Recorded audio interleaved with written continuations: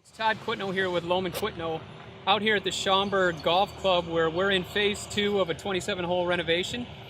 This is the Bear 9 that we're on, and I'm actually sitting on the 14th green.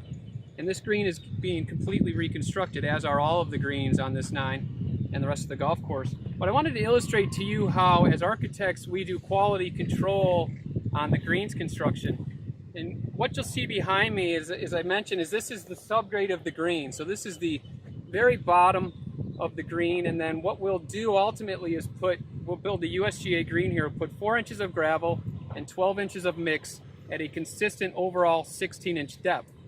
And so what we want to do with the subgrade here is have that mimic what we want to accomplish on the top of the green. And in order for us to check that and make sure we have good grades, and what I mean by good grades is pinning areas that are anywhere between 1.5% to 2.5% slope. What we'll do to check that is actually come out and create this grid on the green that you see behind me, represented by these orange flags. And we actually paint elevations at each one of these points, and each one of these points is 10 feet apart.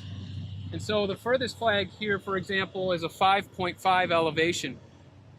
And 10 feet towards me on this other flag is a 5.7. And so what that represents is 0.2 tenths of a foot in 10 feet. You do the math on that, that's a 2% slope. And so we'll actually create this grid across the entire green, try to figure out where our problem areas are, fix those in subgrade before we put on the finished product.